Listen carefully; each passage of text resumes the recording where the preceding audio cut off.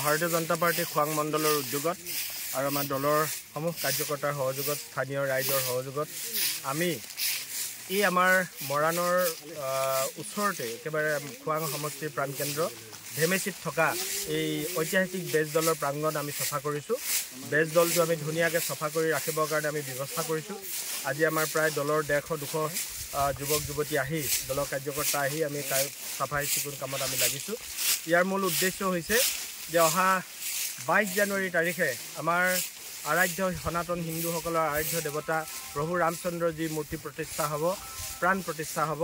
তাৰ উপলক্ষত আমি ইতিমধ্যে সমষ্টিৰ বিভিন্ন প্ৰান্তত এনেধৰণে থকা ঐতিহাসিক মঠ মন্দিৰবিলাক আমি চাফ চিকুণ কৰিছোঁ।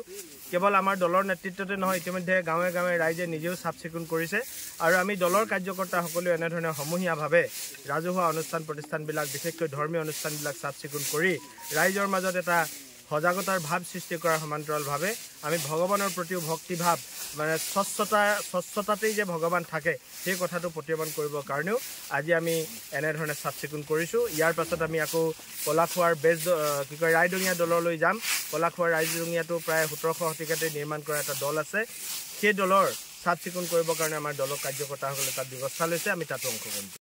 ভাৰতীয় জনতা পাৰ্টি খোৱাং মণ্ডলৰ উদ্যোগত আৰু আমাৰ দলৰ সমূহ কাৰ্যকৰ্তাৰ সহযোগত স্থানীয় ৰাইজৰ সহযোগত আমি এই আমাৰ মৰাণৰ ওচৰতে একেবাৰে খোৱাং সমষ্টিৰ প্ৰাণকেন্দ্ৰ ধেমেচিত থকা এই ঐতিহাসিক বেজদলৰ প্ৰাংগণ আমি চফা কৰিছোঁ।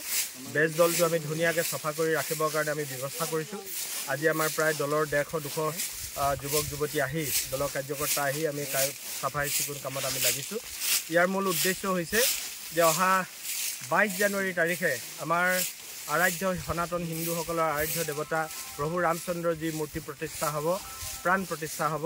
তাৰ উপলক্ষত আমি ইতিমধ্যে সমষ্টিৰ বিভিন্ন প্ৰান্তত এনেধৰণে থকা ঐতিহাসিক মঠ মন্দিৰবিলাক আমি চাফ চিকুণ কৰিছোঁ।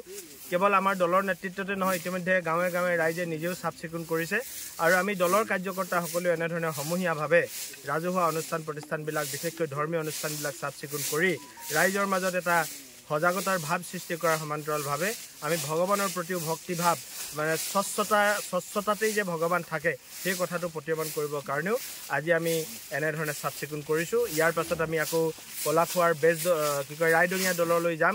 কলাখোৱাৰ ৰাইডঙীয়াটো প্ৰায় 1700 শতিকাতে নিৰ্মাণ কৰা এটা দল আছে। সেই দলৰ চাফ চিকুণ কৰিবৰ কাৰণে আমাৰ দলৰ কাৰ্যকৰ্তাসকলে তাত ব্যৱস্থা লৈছে, আমি তাতো অংশগ্ৰহণ কৰিম।